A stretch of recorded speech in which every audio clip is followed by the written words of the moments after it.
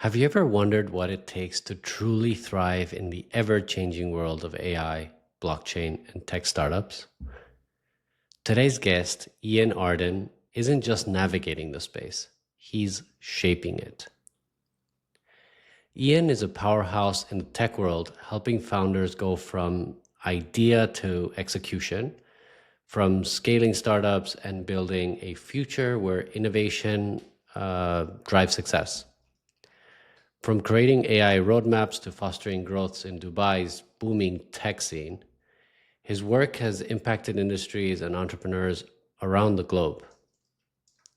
If you're a founder or a dreamer or just a tech enthusiast, you're about to get a front row seat to the mindset, strategies, and lessons of someone who's built multiple successful companies and helped others do the same. Ian will share insights that could transform how you approach business, innovation, and resilience in the face of challenges. Get ready to take notes because this episode is all about unlocking the secrets to building and scaling the future. So Ian, thank you for being here. My pleasure. As mentioned, I do love your channel, your profound thoughts. It's No, I, great. I'm I'm so flattered. Thank you so much for that praise. Like I said right before, I do it to meet people like you, to learn from people like you, and I think that today's conversation will be um, a real masterclass. So I'm very excited to get into it. Wow. Yeah, no So let's problem. let's get into it. You know, you positioned yourself as a supporter of tech founders, and I find that you're a leader in, I would say, the blockchain, AI innovation, cutting edge stuff. What inspired you to step into the entrepreneurial world and focus in these cutting edge industries? It was by coincidence. I was actually like the greatest philosopher in my school. I was super crazy about Albert Camus and some other existentialists in the early 2000s. But then when I went to enter the university, something was wrong with like the competition rate for the for the philosophic department. And my father was standing right near me, and he knew I hated like computer science and maths and so on, predominantly because like the teaching was not good at school. But he really challenged me. He was like, have a look at the computer science department. Like they have such a high demand, like 10 or 15 people are fighting for one seat. Like it's probably going to be like, promising in the future. Like you should do this. And she really challenged me, and that's how I like got into the technology. Yeah, and I did really well. Like, I mean, I started C++ when I was on a second grade. I had to make money, so I started C++ to get my first job, and off there we went. But unlike many other developers, I was quite like extroverted and communicative, so I got promoted really fast. One of the first companies I worked on was a software that two previous teams couldn't handle. Eventually, that company got sold to Dell Computers for like north of $130 million. Wow. I got promoted in that company to the CMO level and what have you. So from there, I got to realize that like I get to understand business well, and I know developers. I know how to manage the development environment properly, and that came to be my superpower. And I made a lot of people successful, retired, wealthy, chilling somewhere, spending more time with kids, and that makes me feel fulfilled when I think about it. Then that's how I got into the tech. To answer your question, it was not a short answer. Sorry about that. No, it was very interesting, and I love how, and I connect with you with with the word empowerment, and how you learned a superpower to get from point A to point C, and you are point B. You are the connector between those 2 points. What happened after? Like, what that emphasis of like, okay, now I know how to do it. I was successful. Why did you decide to go into mentorship? Um, so I did quite a bunch of pretty successful venture studios throughout my career, both in Web3 and AI space. And over time, I got to realize that it doesn't all boil down to like hard skills and stuff. And a lot of things that are stopping us in life are actually things and ideas around our beliefs and who we are in this world and what we deserve, what we can. I got to study socionics, which is a more like much more sophisticated version of Myers-Briggs in early 2010s. And from there, I got to like understand how the human psyche works. I got to type people. I got to realize what's happening in different teams, different chemistry scores, depending on like the composition of the team, like what psyche types are present in that team. And so that was like my early journey in the psychology, but I never paid attention to it. Like in a way, I devalued my knowledge for many, many years. And that's, by the way, that's probably the largest mistake in anybody's life, but mine for sure. It's my sin that I don't appreciate what I get, what I learn enough.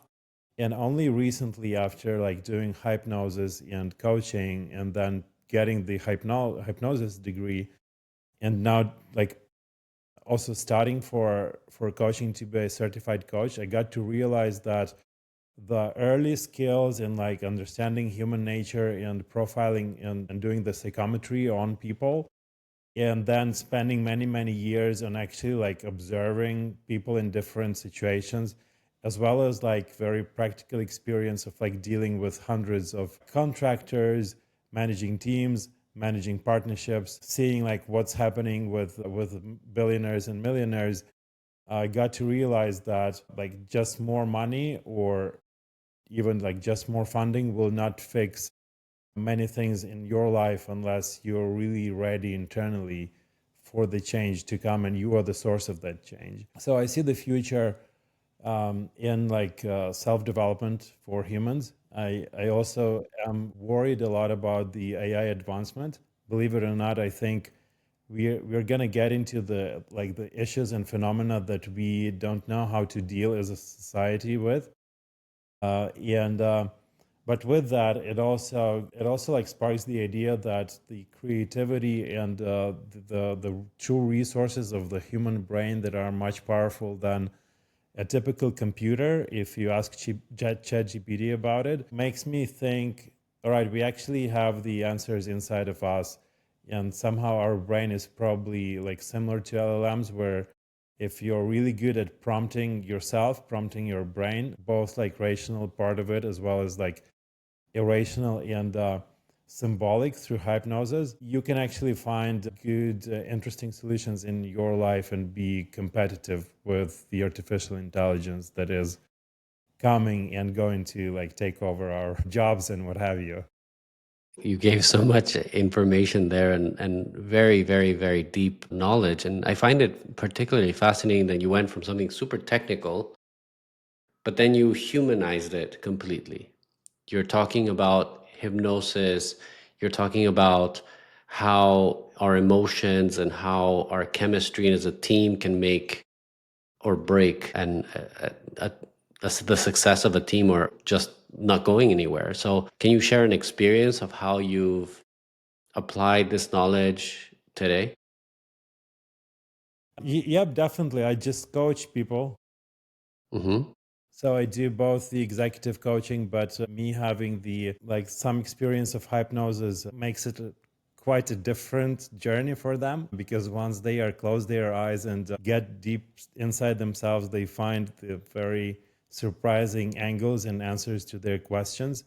Oftentimes in the childhood where we were 10 years old or 5 years old or 3 years old, and something happened to us and we got a reaction to that and we got the body imprint, and we learned to react that way to the similar situations, although those reactions have stopped being productive like long time ago. And like moreover, these are just similar situations but not the same ones. So why would you be the slave to your 3 or 5 year old kid versus unlocking your full potential? And then again, the understanding of the socionics, which is again a super extended version of Myers-Briggs, is something that I involve before I work with entrepreneurs and successful people, because I will want for them to take the test and for them to understand themselves better. And then I also get to get to like familiarize with them within the shortest period of time, because this technology really works. You give me 4 letters of your type, and I can give or take tell what your life strategy is, what your weaknesses are, who are the complementary people for you, and so on. So that's extremely helpful to like help people find their way of happiness in life. I find this fascinating because, and I really profoundly liked your example of learning to prompt yourself and how to extract information, how to extract emotion, how to extract. I think ChatGTP, the more you play with it, the more advanced you become at it, the better you become at understanding yourself too. Because it's sort of like, okay, I'm going to prompt a question so that then you see the response, you think, well, this doesn't make any sense. And but now that you're using and combining, or maybe putting in parallel how socionics is really putting like individuals and how we select information and process that information to then build in a team. And then what you're doing, or essentially what you said, is putting a coaching people so that they know who they are, where they're, how they're prompted, and then how do they balance with others. Is that more or less? This is incredible. Like, we've only talked for 10 minutes and I'm like a sponge already learning so much, and I wrote all these notes because I definitely want to go deeper into this and understand how to incorporate it in my own life. You led many successful startups. Like you included like a roadmap of like AI driven solutions, and I think that this, every other startup is a milestone, but definitely which project or milestone has been the most rewarding for you personally, and why? That's so hard to answer. Like professionally, I think like Applicator as my venture building studio for Web3 projects have been my true pride, because that's where I was able to build it from scratch, from just 0 employees to 150 team members in 1 year. It was quite an interesting and intellectually challenging journey for me. And I'm repeating the same with my AI venture studio called Adaya, which is also servicing the corporations in the United Arab Emirates to help them adopt artificial intelligence. So I did see the disparity between the demand and supply in Web3 in 2017. Very few people knew how to do that, and there was a financial demand for that. It's just not the same any longer in Web3. And I'm somewhat saddened with the fact that all the regulatory unclarity and scrutiny is actually hurting the more innovative cost of developers and project leaders in Web3, leaving a lot of vacuum for actually these meme coins and other things that are not provoking innovation really to thrive. And I just don't feel as a part of it any longer. At some point, more than a year ago, I'm like, yeah, some of my advisors are right. I should probably like think about AI. And I did a lot of AI in 2016, 17. Well, in fact, I was coming up to my friends and be like, believe it or not, in the not very far future, you will be able to enter the text in the text area and you will receive a video out of it, AI generated. And they were like, what are you talking about? Like, this is nonsense. It's not possible. And somehow like I didn't want to like listen to the core of my gut and keep going with it. I'm like, yeah, it's probably like too far from now. Although I did a lot in AI, I should have known by then that it's gonna come pretty soon. So I'm back in AI right now. I'm planning to dip my toes into quantum computing in a year or so, but my math education has to come before that. Yeah, it's super interesting. And I agree with you. When I learned more about Web3 blockchain technology, I always describe it. And when I explain it to people, I describe it as a miracle. How does this thing exist? It's just incredible to think how, in the time when I studied it, it was maybe 90,000 computers connected to each other, carrying a ledger, working on blocks so that you can have a perfect no trust system, or a trustless, or non-central system, which is the basic coin, the basic core parameter of any blockchain. And then the more I studied it, I thought, okay, this is incredible. But then I agree with you with the meme coins and things. They kind of took it too far. And the other thing is when crypto has winters, people believe that the technology is dead, but it's the price is not really the reflection of the technology. It's just different. And I think what you did with your studio and what you're saying is like you kind of divided that, but you definitely are going to get the bad sentiment from winters, from people saying, oh, we need to regulate, or now they've put a pause on central bank coins. Yeah. Think, okay, but the technology is still, it's incredible. There's still so much to do in AI and now quantum computing. So I'm definitely gonna keep tabs on you and see what you work on, because I find it so impressive. I do want to touch on the VC model versus the studio model, because this is something that not everybody understands. Studio models became a little bit more common today, but how did you come up? Why did you do studio model before? And would you stay in the studio model or go to VC model? Well, I did the venture studio model because that was the only thing I knew to do. And Hmm. I was initially not wealthy for any other path into venture capital. So that was just like my bread and butter. I enjoyed it. I delivered value that way. And I think venture studios have like bright future. And it basically, if you drill down to the essence of it, don't just invest and sit to wait for returns, but add as much value as possible. And I would kind of extrapolate and generalize the venture studios because I think you're totally right. There are like it's getting quite popular and oversaturated if you think of venture studios as the houses where you start the projects. However, there is a lot of like innovation and hands-on to be made in even like later stage projects and corporate innovation and what have you. So if you think of the venture studio as something, as a concept of like being extremely hands-on with where you can deliver maximum value, then it makes perfect sense on all the stages of the company life cycle.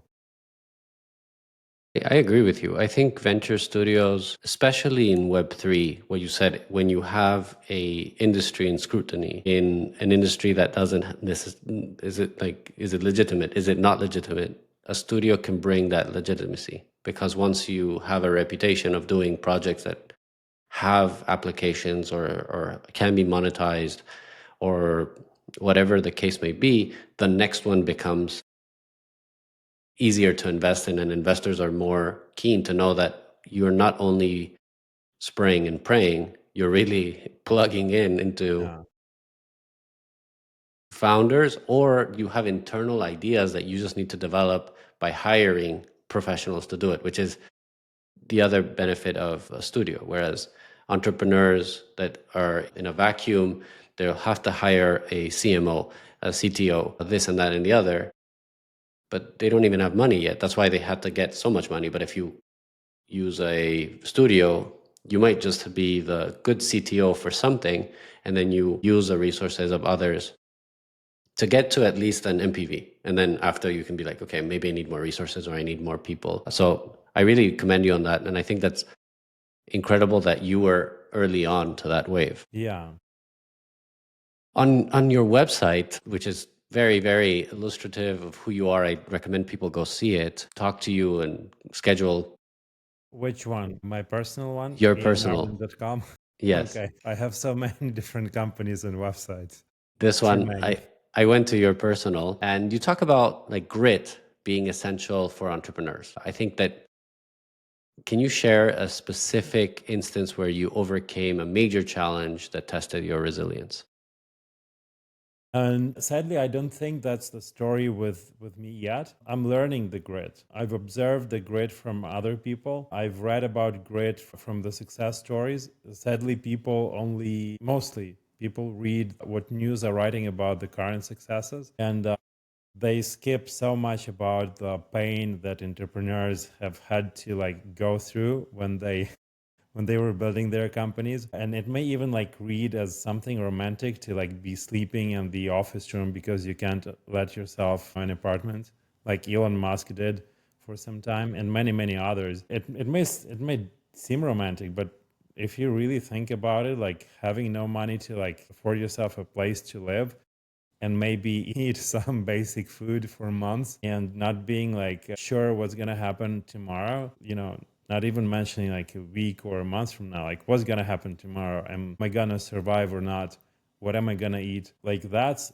great. So that's the devotion that a lot of things really require, but we the society somehow forget about it, and we think that there has to be a new idea that, well, you will come up with and build the prototype in 2 weeks and get funded and the rest is history. But I think it's different. And so I'm a member of the supercars club here in Dubai, although I don't own a supercar, but I partnered with that club. So I had to talk to like quite a lot of people from the club. And I never met a person who like became wealthy in a year from something.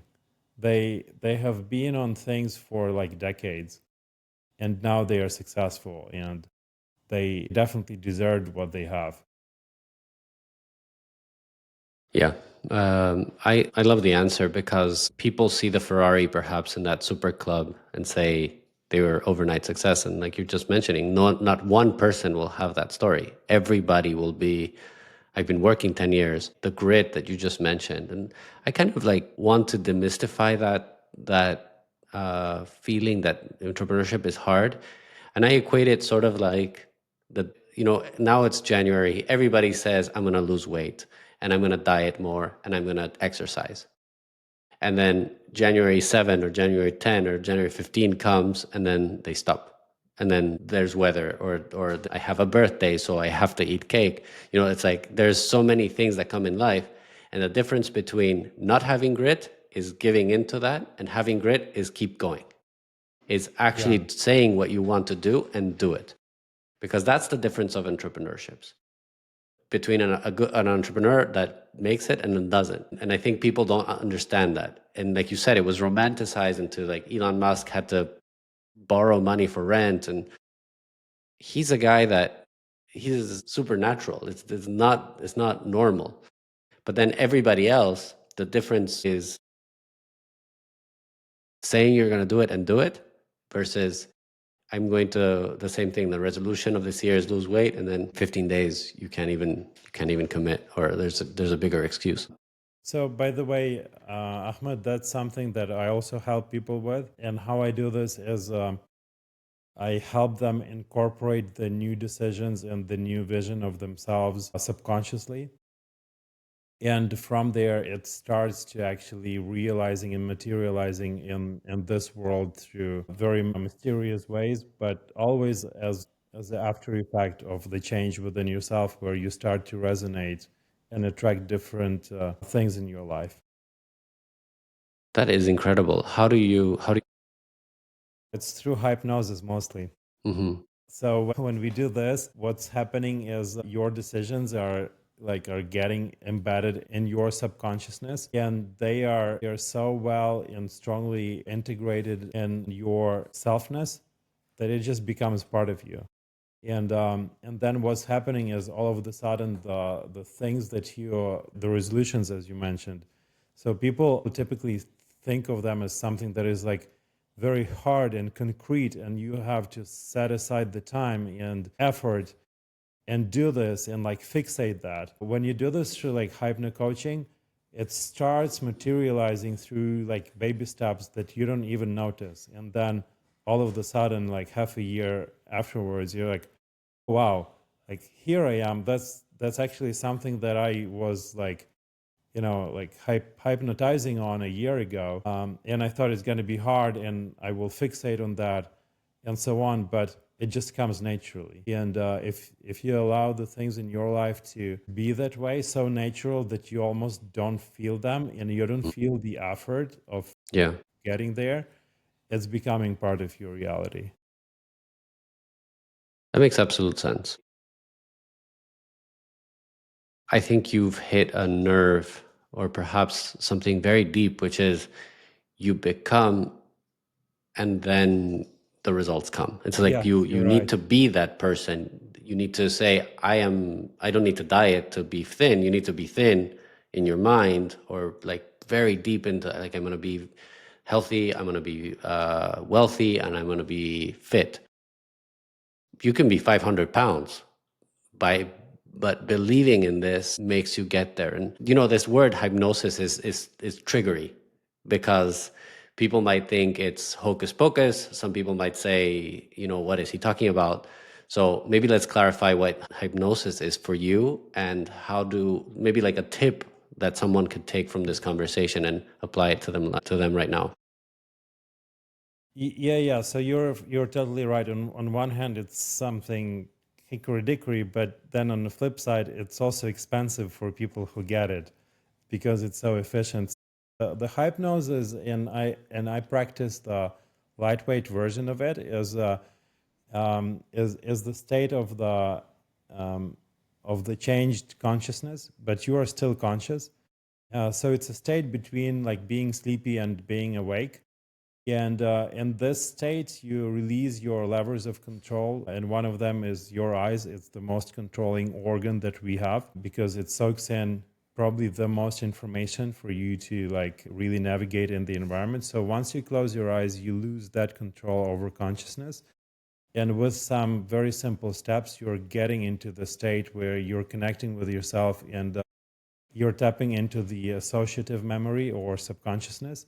And from there, through certain keys and associations, you can get from the trouble that you are having right now with something, the obstacle, or like any request that you have, through the chain of associations, you're getting into the typically like very early on experiences in your life where you had similar situations and feelings, and where you got the body imprint and the reaction to a certain situation, and you learned to react that way. And then from there you rewire your body imprints by either like visualizing an altered reaction to the situation, or rewiring the body state and the feeling in your body.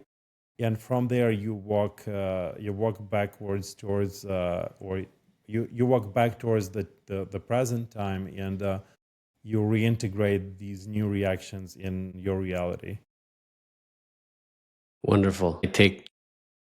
Close your eyes, and Yeah. then I think that already is 80% of, like, if you can shut off your conscious is through your eyes, and then probably it's like other senses, and then rewiring. What does that mean? It means, like, let's say I have a trauma, or I have, is it trauma based, is it negative based, or is it positive based, or both? Typically negative based.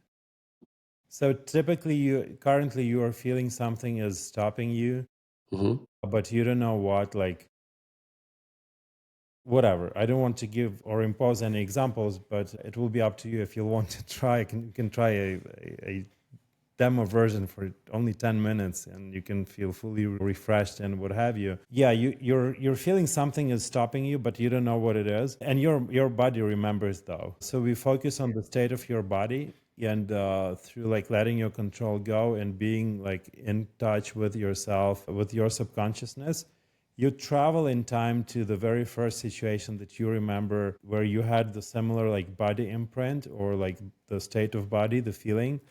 And it's usually the reaction to some important situation that was happening.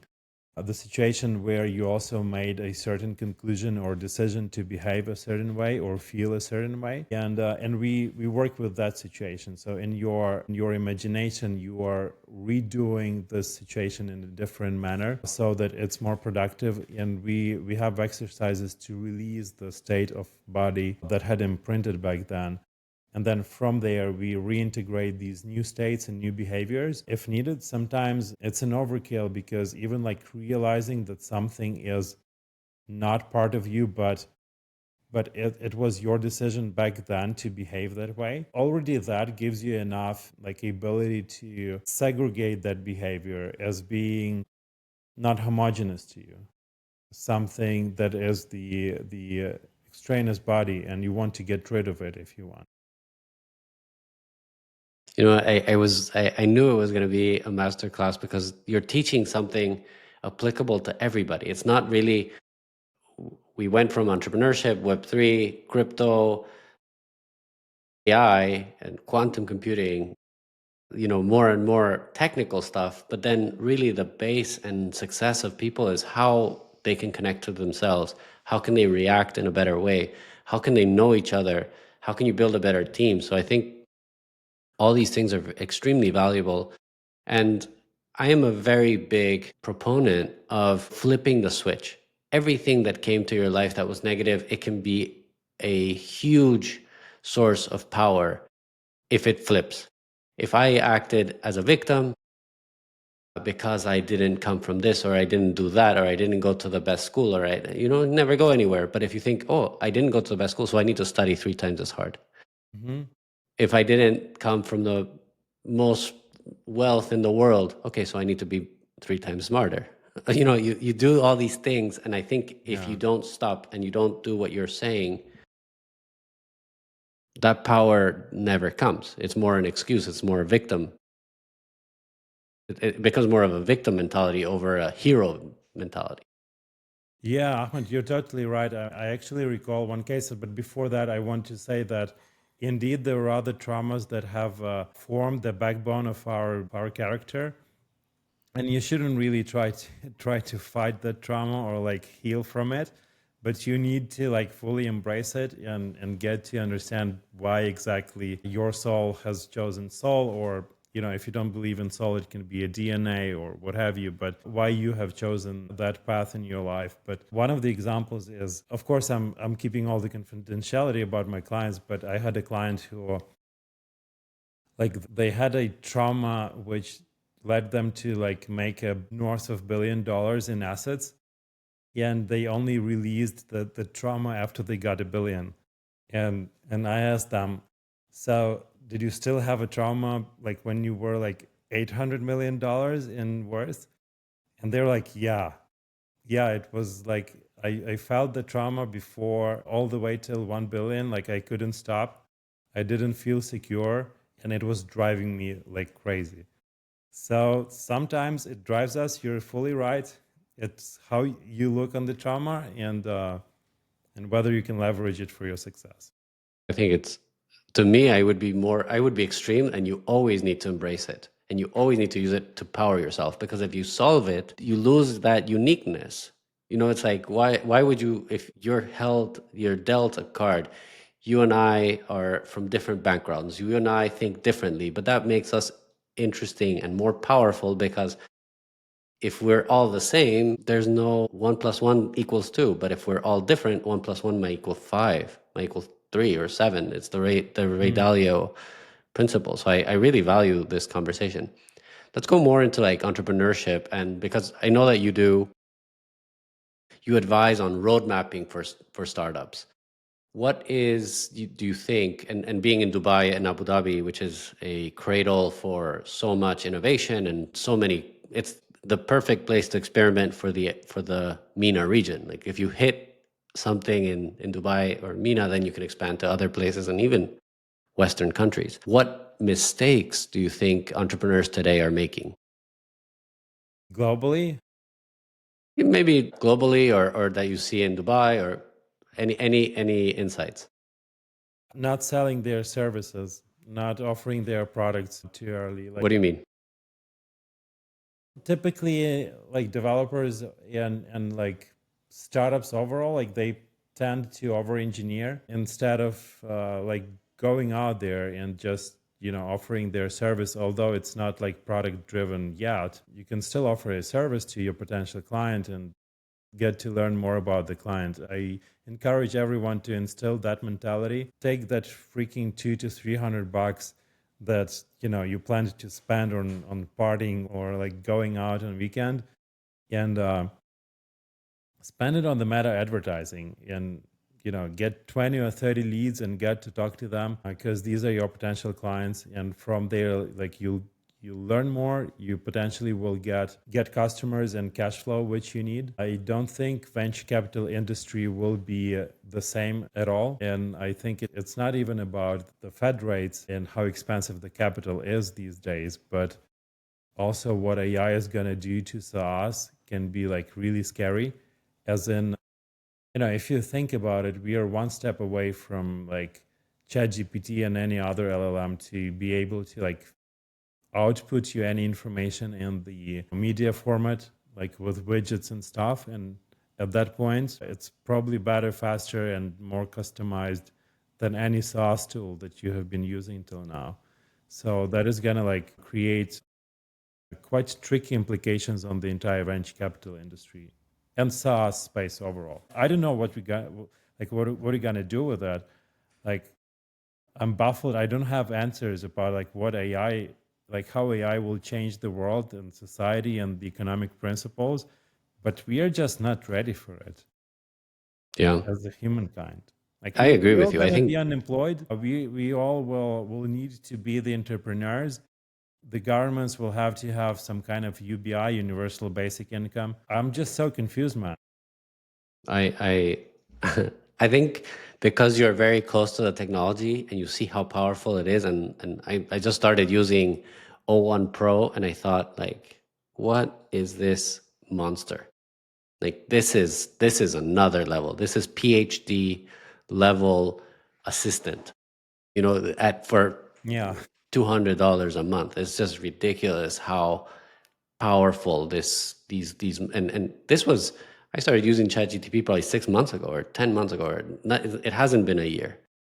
So the advancements are so fast. So I understand how scary it seems on one side, but then also how empowering it can be on the other. And I agree with you about venture capital. I don't think we live in a new normal. I think we live in a new normal. We don't live in the past where the spray and pray model, I think, is completely dead. I think money today needs to be allocated very, very differently than it used to be. And I like your idea of monetizing faster, or perhaps even selling services faster, because I think you can spend $3 million, $10 million, whatever it is, to develop something, only to find out that AI has completely wiped you out. So yeah. why do all that? Instead, if you're at the beginning stages, you can be like gaining traction and maybe understanding your client better, and that gives you the edge to then the AI. It's like, I will pay this SaaS because it understands me more than the AI can understand me, and I can see value in that. Very, very interesting, and I think we'll see what happens. And that goes into like the investment question. Like, what do you see? What are the biggest like allocation challenges that founders face today? How do you guide them through? How do you guide people? Like when someone says, "Okay, I want to put money into your studio," how do I make? Where do you say, "Okay, I can take this money and do something"?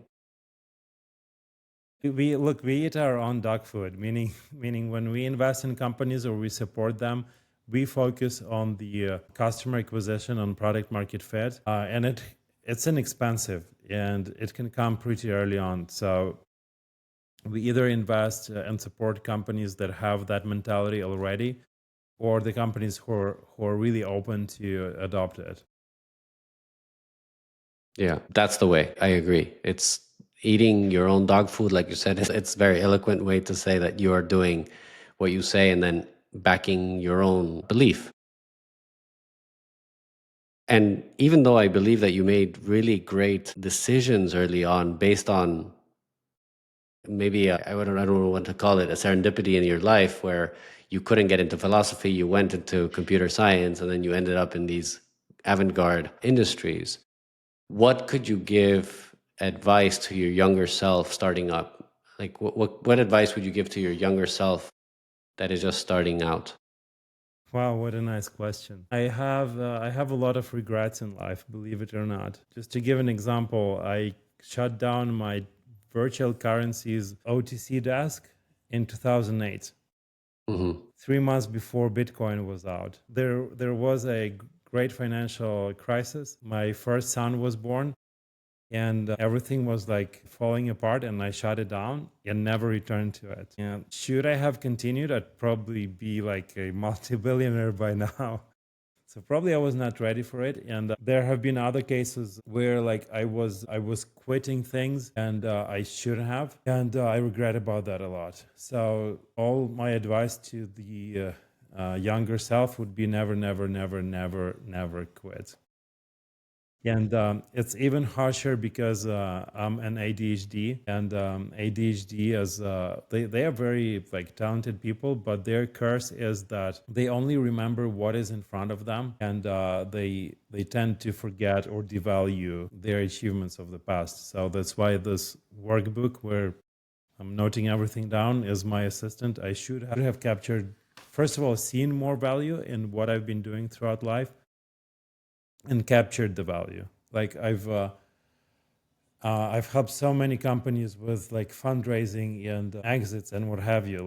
You know, dozens, if not hundreds of millions of dollars that I didn't make any commissions on or never cared to be part of the advisory team for that.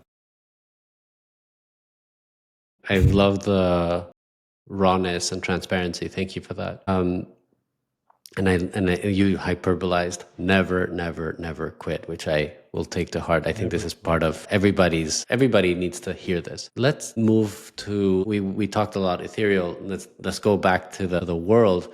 You talk a lot about, and in your LinkedIn and in your website, about how Dubai is a key focus for you, and you live in Abu Dhabi.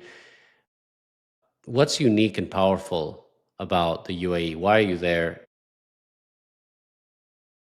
Well, I've seen other countries with such rich resources fail, and UAE has been successful. And it's just phenomenal how they did this. I learned from their culture. It's a very interesting culture. It's very interesting and like exciting and fascinating to see the level of like humility and simplicity that Emiratis have. The way they live, it's very interesting. You will not see a lot of Rolls Royces in Abu Dhabi, and I was first asking my Emirati friends why is that, and they were like, "Look, here in Abu Dhabi, we don't need to show off in front of each other because we all know how much we are worth, and we don't need to prove anything to anybody. But secondly, it's just in their nature, although like they are so wealthy, they remain very ascetic in their life. They don't need a lot to be happy. They are all driving like their white Nissans SUVs, and it's totally cool for them. Of course, there could be some really nice chip tuned engine under the bonnet, but they don't scream about it.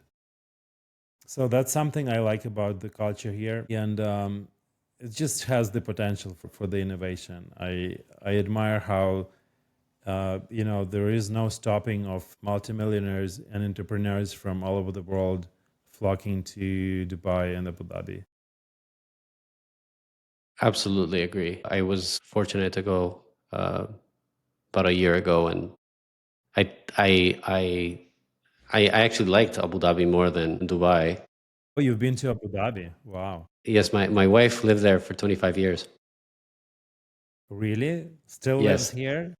No, no, no. She lives in Miami with Okay, me. It'd okay. be a very difficult commute. Yeah, But it seems so.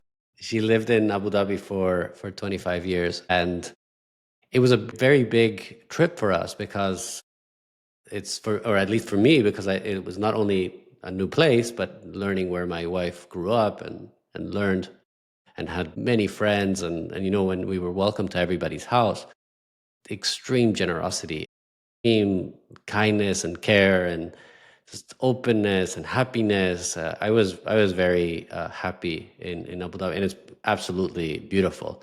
Dubai is beautiful, but in a more perhaps materialistic way, where the buildings are incredible, the skyline is beautiful, but Abu Dhabi has that the islands. I don't know, the ocean views. It's just a little bit different. Yeah, So yeah, I definitely. definitely agree with your view, and definitely a very bright future for for the UAE. It was definitely you met up to the promise. I think I already gained so much knowledge from you. I want to keep in touch and keep learning from you. And I think that thank you again for being with us. I'd like to finish the podcast by asking you what inspires you in the work you do today. I don't know. I want to.